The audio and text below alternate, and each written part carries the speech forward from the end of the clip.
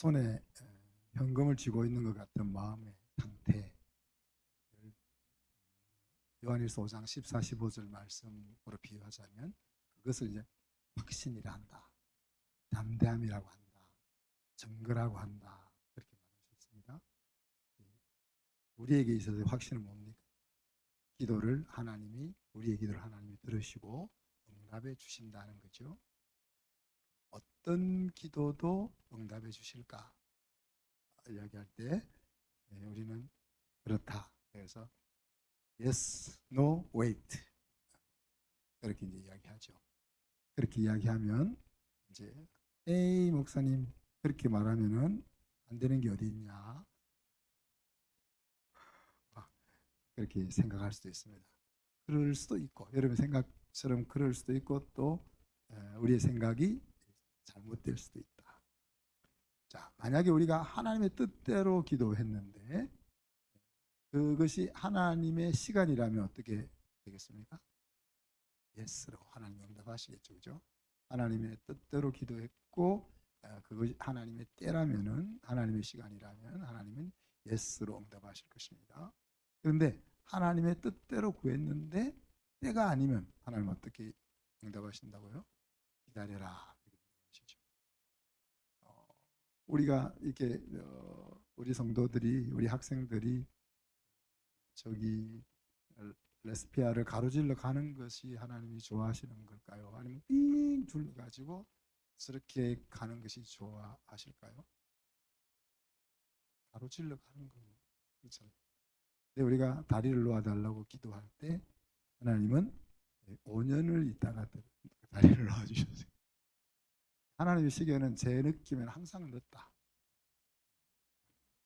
심지어는 10년 늦을 때도 있다. 네. 그러니까 길을 놔달라고 기도할 때 하나님이 10년이 지나서 저 길을 놔주셨습니다. 그런데 하나님의 뜻이 아니면 하나님 어떻게 응답하실까요? 응답을 안 하시는 것이 아니고 안 돼라고 응답하시겠죠. 아유 내 기도를 들어주지 않았는데 그것이 무슨 응답입니까? 이렇게 말할 수 있는데 그건 아니죠. 들어줬다가는 내 인생에 무너질 수 있는 그런 일 같으면 하나님이 아니다라고 응답하시는 거죠. 요한일서 5장에서 말하고 있는 주의 뜻대로 구하면 할 때 그 구한다는 내용이 우리가 기도를 여러 가지 기도 요소를 이야기하잖아요. 기도 속에 우리가 하나님을 높이는 찬양도 들어가야 된다. 또 하나님 앞에 감사하는 내용도 있어야 된다. 그러는데 여기서는 이제 피티션, 그러니까 쉽게 이야기하면 내 중심적인 부분을 이야기합니다. 그러니까 내가 원하는 거, 하나님을 높이고 이런 게 아니고 정말 내가 지금 세상에 살아가면서 필요한 거, 어떻게 보면 내 욕심일 수도 있는 거죠. 그런 것도 하나님의 뜻대로 구하면 하나님이 들으시고 응답하신다. 그런 말씀입니다. 우리가 이제 물론 이런 생각도 할 수 있죠. 내가 하나님 앞에 달라고 하면 하나님은 다 주셔야 되나? 안 줄 수도 있는 거죠, 그죠? 그죠? 무조건 내가 달라 하면 다 주실 이유는 없습니다. 그러면 하나님이 안 주실 때는 왜 안 주실까? 주시기 싫어서 안 줄까? 아니면 주실 수 없어서 안 줄까? 아니죠, 그죠? 우리가 하나님을 지금까지 배웠던 하나님을 안다면 적어도 주시기 싫은 분은 아니고, 그죠? 또 못 주실 분도 아니잖아. 그러면 우리가 생각해야 될 것이 뭐예요? 우리의 이 컨셉 속에 집어넣어야 될 것이 하나님이 나를 위해서 주시는구나. 이 개념이 우리한테 와야 돼요. 하나님 내 기도를 안 들어주셔. 이게 아니고 나는 이해가 안 되지만 나에게는 유익이 되지 않기 때문에 안 주시는구나. 사실은 이제 그렇게 마음먹기 굉장히 힘들죠, 그죠? 내가 뭐 예를 들어서 오늘 배가 고픈데 뭐 밥 한 끼 얻어먹게 해주세요. 이런 기도는 안 들어주셔도 우리가 마음이 그렇게 상하지 않잖아요, 그렇죠? 그런데 우리가 정말 심각하게 기도하는데 하나님이 안 들어주시면 마음이 많이 상하죠. 그렇게 마음이 상하는 상황 속에서 하나님이 내 유익을 위해서 안 들어주시는 거겠지라고 생각하는 것은 사실 쉽지는 않습니다. 그렇지만 많은 경우에 시간이 지나 보면 하나님이 그때 안 들으신 이유가 이런 것이었구나 하는 것을 대부분 우리가 깨닫게 되죠. 그래서 우리가 기도에 대해서 결론을 내릴 때 어떤 결론을 내릴 수 있겠어요? 무슨 일이 있어도 기도해야 되겠구나. 하나님의 뜻이든 아니든 하여튼 무슨 일이 있어도 기도해야 되겠구나 하는 결론을 내리게 되는 겁니다.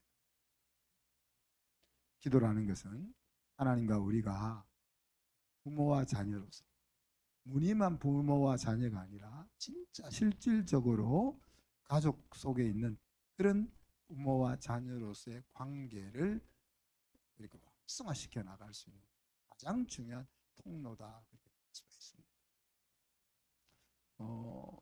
지난 주간에 제가 우리 하나님을 아는 지식의 기둥 쌓기를 해보라 그랬는데 색을 좀 칠해보라 그랬는데 안 칠했겠죠. 핑계가 있어요. 목사님 안 만들어주셨잖아요. 그래서 이제 밤새워 제가 만들었습니다. 원래 제가 샘플로 3개만 사랑의 하나님, 아버지 하나님, 뭐 이렇게 용서의 하나님 3개만 샘플로 해놨는데 나머지 8개를 제가 이제 밤새워 만들어서 저기 여러분 그룹톡에 올려드렸고 20장만 밖에 복사를 해놨으니까 필요한 분들은 가지고 가셔서 여러분이 어디까지 여러분의 기둥이 어디까지 있는지 한번 색칠을 보시기 바랍니다. 왜 그럴까요? 그것에 이제 여러분의 인생과 가정과 기업의 성패가 달려 있다는 사실을 기억하면서 그렇게 해보시기를 바랍니다. 자, 오늘은 우리가 기도를 한 번 더 이야기할 때 그렇게 응답의 확신을 가지고 사셨던 예수님의 기도에 대해서 같이 한번 생각해 봅시다. 근데 이때 여러분의 마음에 예수님이니까 이런 마음으로 말씀을 들으면 안 돼요. 제가 뭘 말하면 목사님이니까 그러지 그런 식으로 들으면 안 돼요. 우리와 같은 몸을 입으신 밥을 안 먹으면 배가 고프고 상한 사람을 보면 마음이 아프고 그런 몸을 입으신 예수님인데 이런 마음으로 오늘 말씀에 임할 수 있었으면 좋겠습니다. 제가 보통 이야기는 잘 안 하는데 오늘 본문과 잘 연결되는 이야기를 하나 하면서 말씀을 나눕시다. 실제로 이제 스위스에서 있었던 실화인데 어느 날 관광버스가 손님을 싣고 관광지에서 이제 숙소로 돌아오는 길에 일어난 사건입니다. 관광객들은 모두 이제 지쳐서 보통 이제 여행 마치고 집으로 돌아올 때쯤 되면 고단에서 이제 버스에서 잠을 자잖아요. 그런데 내려오는 고개를 넘으려는 순간에 운전사가 버스의 브레이크에 이상이 있다 하는 것을 이제 발견한 거예요. 그래서 브레이크가 고장난 채로 내리막길을 접어 들어가는데 속도는 내리막길에 가면 점점 빨라지잖아요.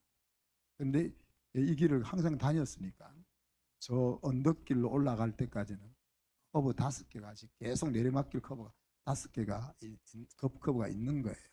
그죠? 그래서 내려가면서 버스가 계속 가속이 되자 이제 잠자던 승객들이 이제 눈을 뜨고 무슨 일인지 놀래서 흥분을 하게 됩니다. 그런데 하여튼 운전사가 정신을 바짝 차리고 그 아슬아슬하게 5고비를 이제 막 지나서 이제 언덕으로 올라가서 세울 수 있는 그 시점에 도달하니까 막 박수 치는 거죠. 박수를 막. 그런데 그 언덕길로 올라가는 그 자리에 멀리 아이들이 놀고 있는 거예요. 그래서 깜짝 놀란 운전사가 막 빵빵빵빵빵빵 거리면서 피하라고 경고를 울리는데 그 경적을 들은 아이들이 막 길 옆으로 피했는데 한 아이가 우물거리면서 있는 거예요. 버스는 계속 달려. 굉장히 찰나 같은 순간이죠, 그죠? 이 운전사는 이 버스를 계속 몰아서 언덕으로 올라가서 승객들을 살려야 될까? 아니면은 거기 아직 피하지 못하고 있는 아이를 살리기 위해서 핸들을 틀어야 될까? 갈등을 하다가 결국은 그냥 아이를 받고 위로 올라서서 차가 멈춘 상태에서 빨리 내려서 그 아이에게 달려가서 아이를 안은 거죠. 근데 아이는 이미 생명이 끝난 거예요. 그래서 이 운전사가 그 아이를 안고 이제 고개를 푹 숙이면서 오솔길로 이제 걸어가는데 사람들은 소리치는 거죠. 그 옆에 있던 사람들은 살인자, 살인자 하면서 막 야유하는 거예요. 그리고 심지어 막 이제 그 오솔길로 아이를 안고 가는 그 운전사 뒤를 따라오면서 막 소리를 그렇게 살인자라고 외치면서 장난을 치는 거예요. 그때 한 젊은 청년이 외쳤습니다. 모두들 그만두세요. 소리지를 마세요. 저 아이는 바로 운전사의 아들이란 말입니다. 그런 거예요. 아들을 사랑하지 않았기 때문에 이 운전사가 핸들을 그냥 계속 아이를 들이받는 그 길을 갔을까? 아니면 더 많은 사람을 살리는 것이 합리적이라 하는 생각이 들어서 핸들을 돌리지 않고 계속 갔을까? 우리가 알 수가 없습니다. 우리가 아버지가 되어보지 않고 또 아버지로서 그와 같은 장면을 맞이하기 전까지는 이 운전사가 어떻게 그냥 핸들을 꺾지 않고 달려갔는지에 대해서 온전하게 이해할 수는 없습니다. 오늘 이 스웨스에서 일어났던 이 일이 오늘 우리 읽었던 본문의 내용을 잘 설명해 주고 있는 실화라고 볼 수가 있습니다. 하나님께서 특별한 아들 예수 그리스도를 죽음으로 몰아붙이는 그 십자가 사건을 잘 이해하게 해주는 실화라는 얘기죠. 살아나는 생객은 비유적으로 하자면 바로 저와 여러분이고 버스에 받쳐 죽은 아이는 바로 예수 그리스도이다. 그렇게 말할 수가 있는 겁니다. 오늘 읽었던 성경은 겟세마네라는 동산에서 예수님이 죽음을 앞두고 기도하는 장면, 잘 아는 장면이죠. 그렇죠? 성경은 우리 모든 인간이 죄인이다. 그래서 죽음에 이르는 길로 달려가고 있다라고 말합니다. 그래서 이런 험한 인생들에게 생기를 찾아주는 것이 하나님의 계획이었고 그 계획을 이루기 위해서 예수님께서 이 땅에 오신 것이죠. 예수님은 처음부터 자신이 이 땅에 오신 목적을 이해하고 있었습니다. 이 세상에 태어나서 하나님이 그런 계획을 알려주셔가지고 이것이 내가 가야 될 길이구나 이렇게 알한 것이 아니고 이 세상에 내려올 때부터 당신은 죽기 위해서 온다는 사실을 알고 있었습니다. 또 그 계획에 대해서 하늘에서 이미 동의하셨기에 이 세상에 온 것이죠. 바로 자신의 죽음을 통해서 우리에게 생명을 주시고 또 잃어버린 우리의 인생을 풍성하게 되찾아 주는 그것이 이제 예수님이 이 땅에 오시는 이유였습니다. 그런데 그 오신 목적을 이루는 순간에 예수님 마음에는 큰 고통이 찾아온 거죠. 37절 말씀에 보면 고민하고 슬퍼하사라는 식으로 표현을 하고 있고 38절에 보면 내 마음이 심히 고민하여 죽게 되었다라고 예수님의 심정을 표현하고 있습니다. 왜 이런 고통이 예수님에게 찾아왔습니까? 저와 여러분이 져야 될 죄의 짐이 예수님의 마음과 몸 위로 직접 내려 덮이기 시작했기 때문에 27장 46절에 보면 예수님께서 하나님을 향하여 외친 마지막 외침이 나옵니다. 물론 마지막 외침은 다 이루었다지만 바로 그 앞에 엘리 엘리 라마 사박다니 하나님 하나님 어찌하여 나를 버리십니까? 라는 외침이죠. 근데 하나님 아버지는 그 예수님의 외침을 외면합니다. 예수님은 하나님으로부터 버림받게 되는 거죠. 하나님과 단절되는 상황. 저는 좀 착실하게 살아왔던 사람이기 때문에 죄인이라는 것에 대한 인지가 잘 안 됐습니다. 오늘 성경에서 말한 것처럼 모든 사람이 죄를 범하였음에라고 이렇게 그런 일반적인 방식으로 너 죄인이다 이렇게 말하면 내가 동의할 수 있겠지만 내가 무슨 죄인이냐 예수님에게 나온 후도 그 죄인이라는 것에 대해서는 가슴으로 깊이 동의가 되지 않았습니다. 그런데 오늘 이 예수님께서 돌아가시기 전에 외쳤던 이 외침을 통해서 내가 하나님을 떠나서 내 인생을 내 스스로 살아가려고 했던 것이 얼마나 심각한 죄인가 하는 것들을 깨달았습니다. 왜냐하면 죄 없으신 아들 예수 그리스도가 죽어야만 해결되는 문제가 나의 문제였다. 사랑하는 아버지로부터 거부당하는 그 무서운 단절, 그리고 아버지가 가장 필요한 그 순간에 아버지가 얼굴을 돌려버리는 그런 고통의 자리가 십자가의 자리인 거죠. 뿐만 아니라 죄를 알지도 못하시는 분이 우리의 죄를 대신해서 죄인의 자리에 서시는 순간이기도 한 거죠. 십자가가. 우리가 받아야 될 하나님으로부터의 버림을 예수님이 친히 맛보시고 그 과정을 통해서 예수님은 우리의 짐을, 저와 여러분의 짐을 지시는 구세주가 되시는 것입니다. 우리 집사람 자기 일을 올리지 말라고 하는데 올릴 수밖에 없는, 우리 성도들이 사모님 이렇게 힘들어요 그러면 우리 사람이 하는 대답이 뭐죠? 그래 죽지 않아. 그래도 죽지 않아. 좋은 방법 같아. 그럼 다음에 우리 집사람 찾아오겠어요? 가봤자 안 죽는다 그러는데 실제로 안 죽긴 안 죽죠. 예수님은 그렇지 않다는 이야기. 예수님은 뭐랄게요? 네. 우리가 고통과 힘든 현장에서 예수님에게 찾아갈 때 우리의 고통과 힘듦을 고스란히 이해할 수 있고 받으시는 분이죠. 왜? 지금 인간이 경험할 수 있는 가장 최악의 고통의 자리를 그 최악의 고통의 자리에서 승리해 보셨던 분이기 때문에 우리가 고통을 가지고 아픔을 가지고 나아갈 때 물론 죽지 않지만 그래도 안 죽어 이런 식으로 대답하지 않는 분이시죠. 그렇죠? 그런 길을 십자가를 통해서 예수님이 우리에게 열어 놓으신 것입니다. 예수님의 고민의 깊이가 얼마나 되었을까요? 39절에 보면 얼굴을 땅에 대고 엎드려 기도했다 그랬어요. 얼굴을 그냥 가만히 이렇게 앉아서도 기도할 수 없어가지고 그냥 땅에 얼굴을 탁 쳐박고 그렇게 기도했다 그랬고, 39절에 보면 첫 번째 기도가 뭐예요? 할만하시거든 지나가게 해주십시오. 예수님의 성품상 이런 기도가 안 나오는 분입니다. 그죠? 하나님 나 힘드니까 요거 피할 수 있게 해주세요라는 이런 종류의 기도는 예수님의 성품상 나오지 않는 기도예요.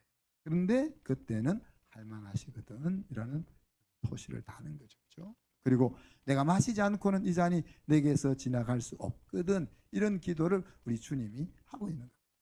그것도 뭐예요? 두 번, 세 번 계속해서. 그래서 결국은 내가 아니고 다른 길이 없으면 내가 받겠습니다. 그렇게 가지만은 이것을 한 번도 아니고 세 번씩이나 계속 기도하셨습니다. 마가복음에서는 예수님의 그 모습을 이렇게 이야기하잖아요. 힘쓰고 애써 더욱 간절히 기도하신다. 마가가 전달받은 예수님의 기도하는 그 장면을 자기의 느끼기로는 뭐라고 해요? 땀이 핏방울 같아 보였다 그랬어요. 예수님이 그 기도, 사실 기도 내용은 짧잖아요. 지금 짧은 내용이잖아요. 하나님 이 잔을 좀 피할 수 있게 해주시면 좋겠습니다. 그렇지만 피할 수 없으면 내가 받겠어요. 이 내용이 그냥 단순한 내용인데 그 단순한 기도의 내용을 가지고 시간씩 기도하는 거예요. 그리고 그것도 멈췄다가 또 똑같은 또 멈췄다가 또 똑같은 그때 예수님이 기도하는 모습을 보니까 땀을 흘리시는데 그 땀이 마가의 눈에는 빗방울이 떨어지는 것 같이 여겼다 그랬습니다. 마가는 이렇게 이제 그 장면을 소개하죠. 아바 아버지, 하나님께는 모든 것이 가능하오니, 그렇게 이야기. 자, 이것을 우리가 경상도 버전으로 바꾸면 어떻게 하죠? 아버지, 할 수 있지 않아요? 좀 도와주세요. 그 말이잖아요. 사실 아들로서 아버지에게 할 수 있는 가장 강력한 호소를 지금 예수님이 마지막 순간에 하고 있는 거예요. 그러나 아버지는 이 아들의 부탁을 들어줄 수가. 자, 우리는 겟셋마네 기도라는 그림을 보면 항상 예수님이 막 얼굴을 찡그리고 바위에 고개를 숙이고 땀을 뻘뻘 흘리면서 기도하는 그림이 떠오릅니다. 그런 그림을 보죠, 그죠? 그런데 거기서 우리가 그 화폭을 조금 더 3배, 4배로 확대를 시켜 보면은 뭐예요?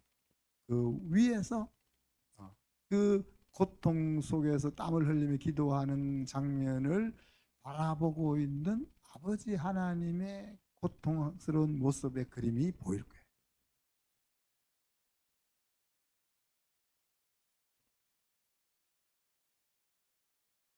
그러니까 그 그림을 좀 볼 수 있어야 돼요. 쉬운 일은 아니죠. 내가 뭐 아파 죽겠는데, 내가 감기 걸린 것이 다른 사람의 암 걸린 것처럼 아프다, 그런 것이 이제 사람인데, 내가 지금 죽게 생겼는데 내 힘든 것 보고 우리 아버지는 얼마나 더 힘드실까, 이거를 우리 애들이 생각을 할 수 있겠어요, 그죠?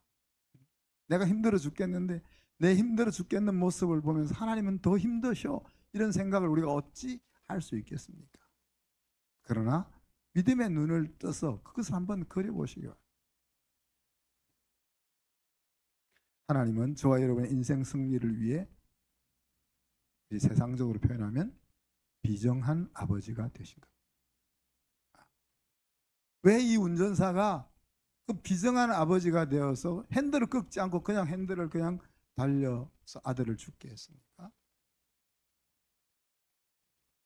하나님이 우리를 그렇게 사랑하기 때문에 예수님에 대해서 비정한 아버지로 서게 된 거죠. 예수님께서는 이런 위기에서 기도하는 것을 선택하셨습니다.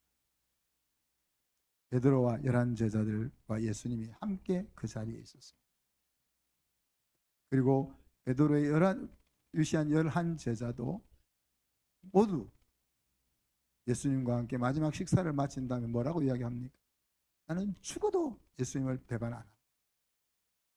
우리는 베드로만 그렇게 했다고 이해하는데, 그 이어지는 말씀에 보면 베드로가 그렇게 막 나대니까 나머지 10 제자들도 예수님, 쟤만 아니고 우리도 나도 그래서 모든 제자들이 죽어도 우리는 예수님 배반 안 할 겁니다 라고 했어요. 그 예수님은 그 고난의 십자가를 져야 되겠다라고 마음을 먹고 있잖아요. 그러면 이 원래 마음이 거짓이었을까? 예수님 앞이니까 그냥 마지막으로 그냥 그렇게 보이기 위해서 그렇게 외쳤을까? 저는 이 11 제자들의 마음은 진정이었다. 그러나 예수님의 행동과 11 제자의 행동은 달랐습니다.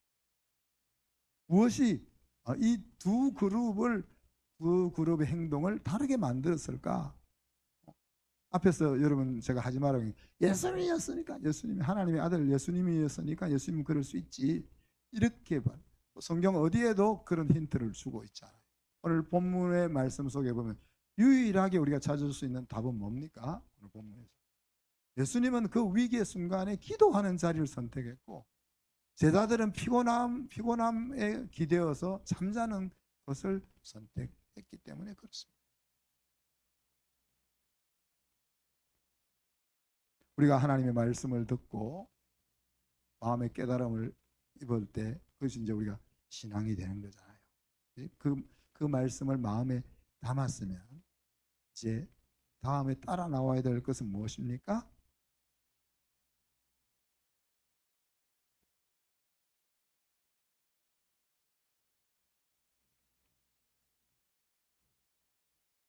행동이 따라 나와야 되잖아요. 그런데 기도하지 않으면 행동이 따라 나오지 않는다. 은혜를 받고 깨달음을 입어서 마음에까지 담았어도 기도하지 않으면 마음에 담은 그것이 내 것으로 나타나지 않는다 하는 것을 우리가 볼 수 있는 거죠. 예수님도 기도했다면 우리는 얼마나 더 기도해야 하겠습니까? 그래서 특별히 우리가 염려거리나 갈등거리나 우리의 마음을 공고하게 만드는 거리나 또 내 힘으로 안 되는 일을 만났을 때는 얼마나 더 기도를 해야 되겠습니까? 그래서 오늘 주님께서 내 뜻대로 마옵시고 아버지의 뜻대로 하옵소서 그 소리가 나올 때까지 이 자리에 나아가기까지 우리가 기도해야 된다. 예수님께서는 3번이나 기도했습니다. 이 자리에 나아가 시간으로 따지면 대략 3시간 동안. 우리는 몇 번이나 기도해야 돼요? 한 번에 끝날 수 있을까요? 아니면 10번 해야 될까요? 아니면 100번 해야 될까요? 1시간으로, 한 달로, 1년으로? 사실 이 기도의 시간, 주의 뜻대로 하옵소서라는 우리의 기도가 하나님의 뜻과 일치되기까지 위해서 기도에 씨름하는 그 시간이야말로 저와 여러분이 잘하는 시간이에요. 그리고 그 시간이야말로 성령께서 우리와 함께하는 시간이 되는 거죠. 그리고 우리를 말할 수 없는 탄식으로 성령이 도우시는 순간이 되는 것입니다. 오늘 말씀의 엑스티킷은 그래서 나는 기도 응답의 증거를 정말 실생활 속에서 사용할 것인가 하는 거예요. 기도 응답의 확신을 가진 선배들은 어떻게 기도했습니까? 아브라함은 망하는 소돔과 고모라라는 도시를 살리기 위해서 하나님과 담판을 시도하잖아요.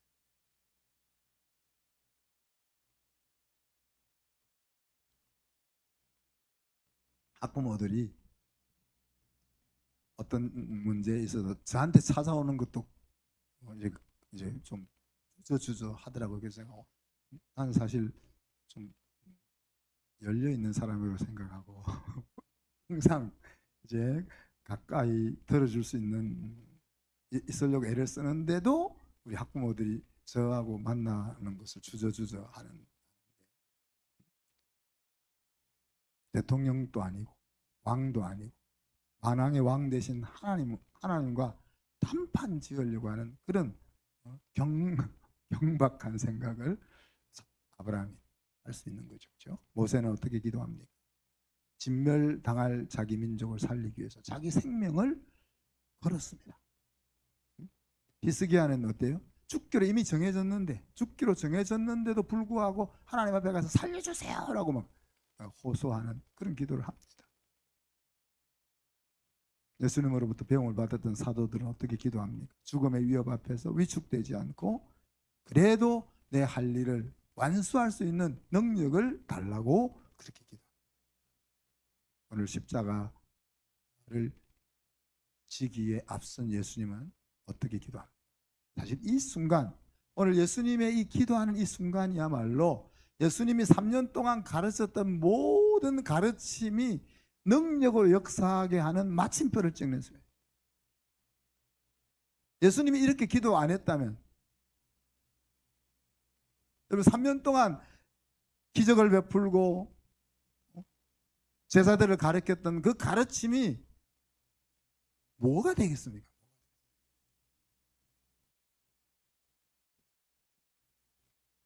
사람이 어려움이나 감당하기 힘든 사건을 만났을 때 도움을 요청하거나 의논할 수 있는 누군가가 있으면 큰 힘이 되잖아요.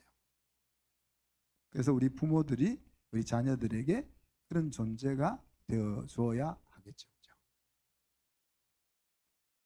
뿐만 아니라 우리에게는 하나님이 그런 존재죠. 알람날에 피할 큰 바위가 되고 산성이 되고 피난처가 되는 거잖아요.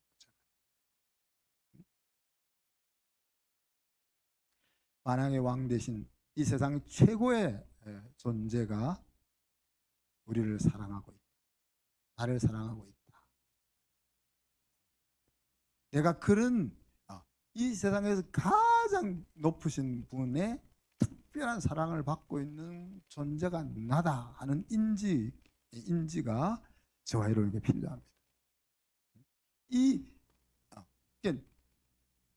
내가 가장 위대한 분의 사랑과 특별한 관심을 가지고 있는 존재라는 것에 대한 변함없는 확신, 이것이 있어야 우리가 안고 있는 수많은 갈등과 상처와 다툼과 번민과 이런 것들이 사라져요. 그리고 부모된 저와 여러분이 이 정체를 확립을 해야 우리에게 붙어 있는 그 혹들이, 우리의 자녀들이 그나마 그와 같은 모양으로 갈 수 있다. 우리는 이렇게 이야기해요. 나는 잘 안 됐지만 너는 그렇게 해. 이렇게 이야기하잖아요. 우리 아이들한테. 내가 안 됐는데 어떻게 우리 아이가 돼요? 안 되지.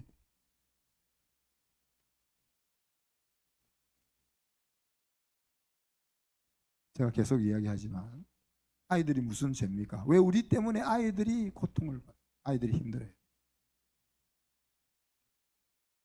그래서 우리가 적어도 내 인생을 위해서는 하나님 앞에 이렇게 제대로 내 인생을 정체를 갖기 위해서 나아가지 못해도 우리에게 맡겨져 있는 자녀들을 위해서는 이런 변화가 좀 시도되었으면 좋겠다.